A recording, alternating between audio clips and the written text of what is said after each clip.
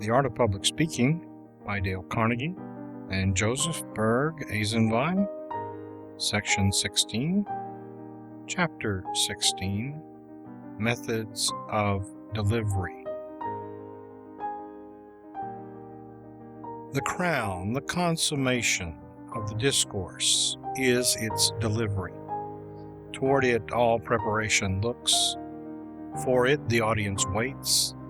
By it the speaker is judged. All the forces of the orator's life converge in his oratory. The logical acuteness with which he marshals the facts around his theme, the rhetorical facility with which he orders his language, the control to which he has attained in the use of his body as a single organ of expression, whatever richness of acquisition and experience are his, these are all now incidents. The fact is the sending of his message home to his hearers. The hour of delivery is the supreme inevitable hour for the orator. It is this fact that makes lack of adequate preparation such an impertinence, and it is this that sends such thrills of indescribable joy through the orator's whole being when he has achieved a success. It is like the mother forgetting her pangs for the joy of bringing a son into the world. JBE, How to Attract and Hold an Audience. There are 4 fundamental methods of delivering an address. All others are modifications of one or more of these: reading from manuscript, committing the written speech and speaking from memory, speaking from notes, and extemporaneous speech. It is impossible to say which form of delivery is best for all speakers in all circumstances. In deciding for yourself, you should consider the occasion, the nature of the audience, the character of your subject, and your own limitations of time and ability. However, it is worthwhile warning you not to be lenient in self-exaction. Say to yourself courageously, "What others can do, I can attempt." A bold spirit conquers where others flinch, and a trying task challenges pluck. Reading from manuscript. This method really deserves short shrift in a book on public speaking, for, delude yourself as you may, public reading is not public speaking. Yet, there are so many who grasp this broken reed for support that we must here discuss the read speech, apologetic misnomer as it is. Certainly there are occasions, among them the opening of Congress, the presentation of a sore question before a deliberative body, or a historical commemoration, when it may seem not alone to the orator, but to all those interested, that the chief thing is to express certain thoughts in precise language, in language that must not be either misunderstood or misquoted. At such times, oratory is unhappily elbowed to a back bench. The manuscript is solemnly withdrawn from the capacious inner pocket of the new frock coat, and everyone settles himself resignedly with only a feeble flicker of hope that the so-called speech may not be as long as it is thick. The words may be golden, but the hearer's eyes are prone to be leaden, and in about 1 instance out of 100 does the perpetrator really deliver an impressive address. His excuse is his apology. He is not to be blamed, as a rule, for someone decreed that it would be dangerous to cut loose from manuscript moorings and take his audience with him on a really delightful sail. One great trouble on such great occasions is that the essayist, for such he is, has been chosen not because of his speaking ability, but because his grandfather fought in a certain battle, or his constituents sent him to Congress, or his gifts in some line of endeavor other than speaking have distinguished him. As well choose a surgeon from his ability to play golf. To be sure, it always interests an audience to see a great man. Because of his eminence, they are likely to listen to his words with respect, perhaps with interest, even when droned from a manuscript. But how much more effective such a deliverance would be if the papers were cast aside. Nowhere is the read address so common as in the pulpit. The pulpit that in these days least of all can afford to invite a handicap. Doubtless many clergymen prefer finish to fervor. Let them choose. They are rarely men who sway the masses to acceptance of their message. What they gain in precision and elegance of language, they lose in force. There are just 4 motives that can move a man to read his address or sermon. 1. Laziness is the commonest. Enough said. Even heaven cannot make a lazy man efficient. 2. A memory so defective that he really cannot speak without reading. Alas, he is not speaking when he is reading, so his dilemma is painful, and not to himself alone. But no man has a right to assume that his memory is utterly bad until he has buckled down to memory culture and failed.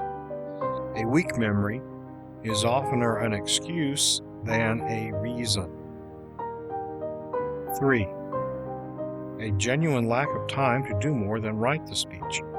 There are such instances, but they do not occur every week. The disposition of your time allows more flexibility than you realize. Motive 3 too often harnesses up with motive 1. 4. A conviction that the speech is too important to risk forsaking the manuscript. But if it is vital that every word should be so precise, the style so polished, and the thoughts so logical, that the preacher must write a sermon entire, is not the message important enough to warrant extra effort in perfecting its delivery? It is an insult to a congregation and disrespectful to Almighty God to put the phrasing of a message above the message itself. To reach the hearts of the hearers, the sermon must be delivered. It is only half delivered when the speaker cannot utter it with original fire and force, when he merely repeats words that were conceived hours or weeks before, and hence are like champagne that has lost its fizz. The reading preacher's eyes are tied down to his manuscript. He cannot give the audience the benefit of his expression. How long would a play fill a theater if the actors held their cue books in hand and read their parts? Imagine Patrick Henry reading his famous speech. Peter the Hermit, manuscript in hand, exhorting the Crusaders. Napoleon, constantly looking at his papers, addressing the army at the pyramids. Or Jesus, reading the Sermon on the Mount. These speakers were so full of their subjects, their general preparation had been so richly adequate, that there was no necessity for a manuscript, either to refer to or to serve as an outward and visible sign of their preparedness. No event was ever so dignified that it required an artificial attempt at speech-making. Call an essay by its right name, but never call it a speech. Perhaps the most dignified of events is a supplication to the Creator. If you ever listened to the reading of an original prayer, you must have felt its superficiality. Regardless of what the theories may be about manuscript delivery, the fact remains that it does not work out with efficiency. Avoid it whenever at all possible. committing the written speech, and speaking from memory. This method has certain points in its favor. If you have time and leisure, it is possible to polish and rewrite your ideas until they are expressed in clear, concise terms. Pope sometimes spent a whole day in perfecting one couplet. Gibbon consumed 20 years gathering material for and rewriting the decline and fall of the Roman Empire. Although you cannot devote such painstaking preparation to a speech, you should take time to eliminate useless words, crowd whole paragraphs into a sentence, and choose proper illustrations. Good speeches, like plays, are not written, they are rewritten. The National Cash Register Company follows this plan with their most efficient selling organization. They require their salesmen to memorize verbatim a selling talk. They maintain that there is one best way of putting their selling arguments, and they insist that each salesman use this ideal way rather than employ any haphazard phrases that may come to his mind at the moment. The method of writing and committing has been adopted by many noted speakers. Julius Caesar, Robert Ingersoll, and on some occasions, Wendell Phillips were distinguished examples. The wonderful effects achieved by some famous actors were, of course, accomplished through the delivery of memorized lines. The inexperienced speaker must be warned before attempting this method of delivery that it is difficult and trying. It requires much skill to make it efficient. The memorized lines of the young speaker will usually sound like memorized words and repel. If you want to hear an example, listen to a department store demonstrator repeat her memorized lingo about the newest furniture polish or breakfast food. It requires training to make a memorized speech sound fresh and spontaneous, and unless you have a fine native memory, in each instance, the finished product necessitates much labor. Should you forget a part of your speech or miss a few words, you are liable to be so confused that, like Mark Twain's guide in Rome, you will be compelled to repeat your lines from the beginning. On the other hand, you may be so taken up with trying to recall your written words that you will not abandon yourself to the spirit of your address, and so fail to deliver it with that spontaneity which is so vital to forceful delivery. But do not let these difficulties frighten you. If committing seems best to you, give it a faithful try. Do not be deterred by its pitfalls, but by resolute practice, avoid them. One of the best ways to rise superior to these difficulties is to do as Dr. Wallace Radcliffe often does: commit without writing the speech, making practically all the preparation mentally, without putting pen to paper. A laborious but effective way of cultivating both mind and memory. You will find it excellent practice, both for memory and delivery, to commit the specimen speeches found in this volume and declaim them with all attention to the principles we have put before you. William Ellery Channing, himself a distinguished speaker, years ago had this to say of practice in declamation: "Is there not an amusement, having an affinity with the drama, which might be usefully introduced among us? I mean, recitation, a work of genius, recited by a man of fine taste, enthusiasm, and powers of elocution, is a very pure and high gratification. Were this art cultivated and encouraged, great numbers, now insensible to the most beautiful compositions, might be waked up to their excellence and power." Speaking from notes. The third and most popular method of delivery is probably also the best one for the beginner. Speaking from notes is not ideal delivery, but we learn to swim in shallow water before going out beyond the ropes. Make a definite plan for your discourse. For a fuller discussion, see Chapter 18. And set down the points somewhat in the fashion of a lawyer's brief or a preacher's outline. Here is a sample of very simple notes. Attention. Roman numeral 1. Introduction. Attention indispensable to the performance of any great work. Anecdote. Roman numeral 2. Defined and illustrated. Arabic 1. From common observation. Arabic 2. From the lives of great men. Carlyle, Robert E. Lee. Roman numeral 3. Its relation to other mental powers. Arabic 1. Reason. Arabic 2. Imagination. Arabic 3. Memory. Arabic 4. Will. Anecdote. Roman numeral 4. Attention may be cultivated. Arabic 1. Involuntary attention. Arabic 2. Voluntary attention. Examples. Roman numeral 5. Conclusion. The consequences of inattention and of attention.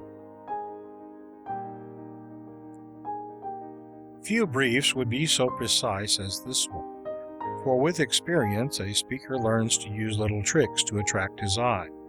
He may underscore a catchword heavily, draw a red circle around a pivotal idea, enclose the keyword of an anecdote in a wavy-lined box, and so on indefinitely.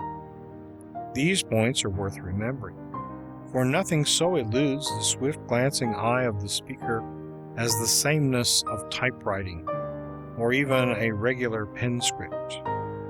So unintentional a thing as a blot on the page may help you to remember a big point in your brief, perhaps by association of ideas. An inexperienced speaker would probably require fuller notes than the specimen given. Yet that way lies danger, for the complete manuscript is but a short remove from the copious outline. Use as few notes as possible. They may be necessary for the time being, but do not fail to look upon them as a necessary evil. And even when you lay them before you, refer to them only when compelled to do so. Make your notes as full as you please in preparation, but by all means condense them for platform use. Extemporaneous speech. Surely this is the ideal method of delivery. It is far and away the most popular with the audience, and the favorite method of the most efficient speakers. Extemporaneous speech has sometimes been made to mean unprepared speech, and indeed it is too often precisely that. But in no such sense do we recommend it strongly to speakers old and young. On the contrary, to speak well without notes requires all the preparation which we discussed so fully in the chapter on fluency, while yet relying upon the inspiration of the hour for some of your thoughts and much of your language. You had better remember, however, that the most effective inspiration of the hour is the inspiration you yourself bring to it, bottled up in your spirit and ready to infuse itself into the audience. If you extemporize, you can get much closer to your audience. In a sense, they appreciate the task you have before you and send out their sympathy. Extemporize, and you will not have to stop and fumble around amidst your notes.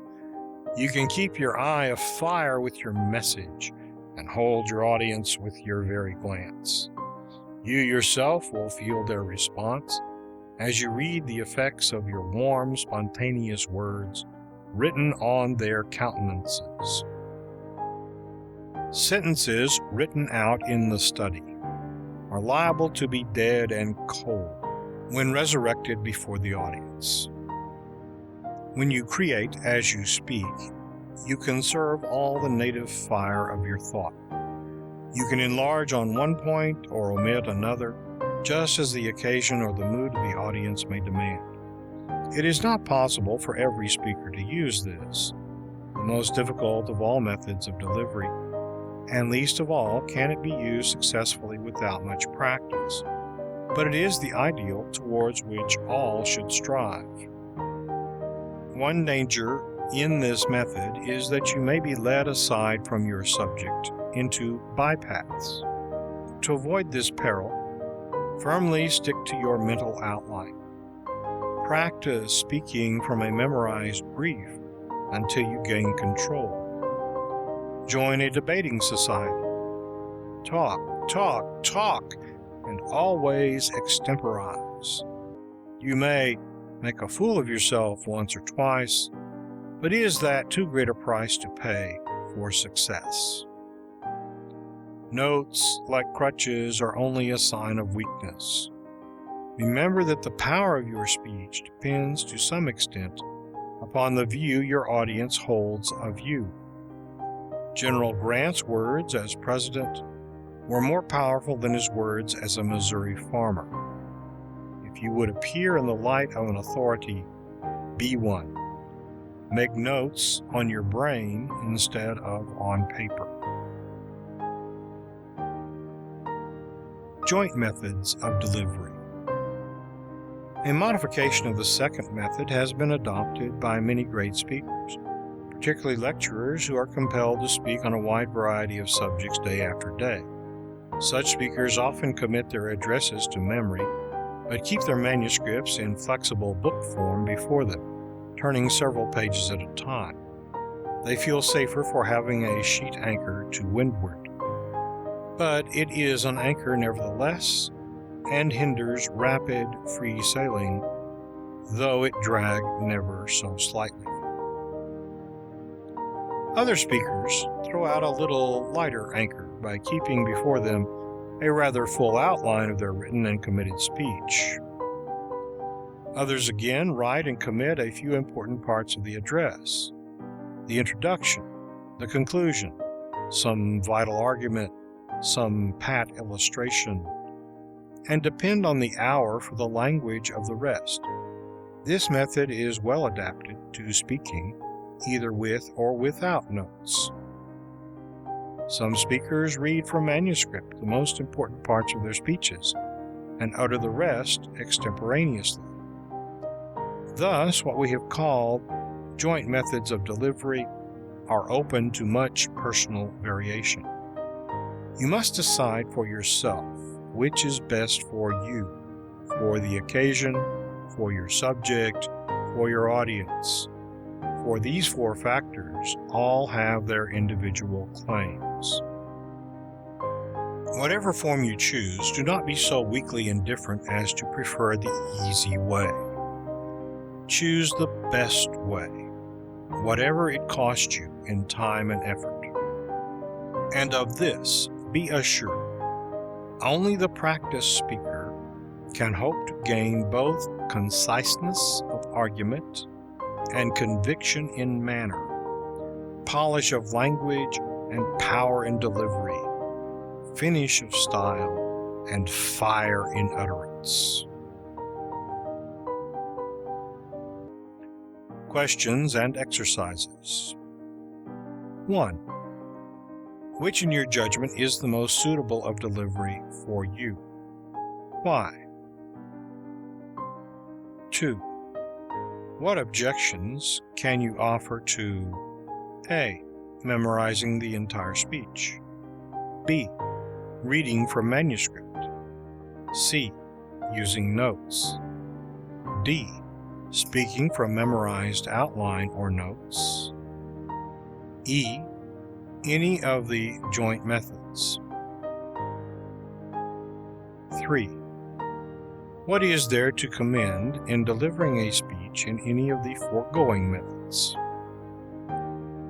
4. Can you suggest any combination of methods that you have found efficacious?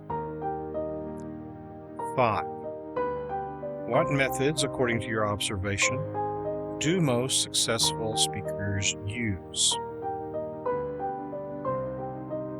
6. Select some topic from the list at the end of Chapter 11. Narrow the theme so as to make it specific, and deliver a short address utilizing the 4 methods mentioned in 4 different deliveries of the speech. 7. Select one of the joint methods and apply it to the delivery of the same address. 8. Which method do you prefer and why? 9. From the list of subjects in the appendix, select a theme and deliver a 5-minute address without notes, but make careful preparation without putting your thoughts on paper. Note: it is earnestly hoped that instructors will not pass this stage of the work without requiring of their students much practice in the delivery of original speeches, in the manner that seems, after some experiment, to be best suited to the students' gifts. Students who are studying alone should be equally exacting in demand upon themselves. One point is most important. It is easy to learn to read a speech. Therefore, it is much more urgent that the pupil should have much practice in speaking from notes and speaking without notes. At this stage, pay more attention to manner than to matter. The succeeding chapters take up the composition of the address. Be particularly insistent upon frequent and thorough review of the principles of delivery discussed in the preceding chapters. End of section 16. Recording by Bill Mosley.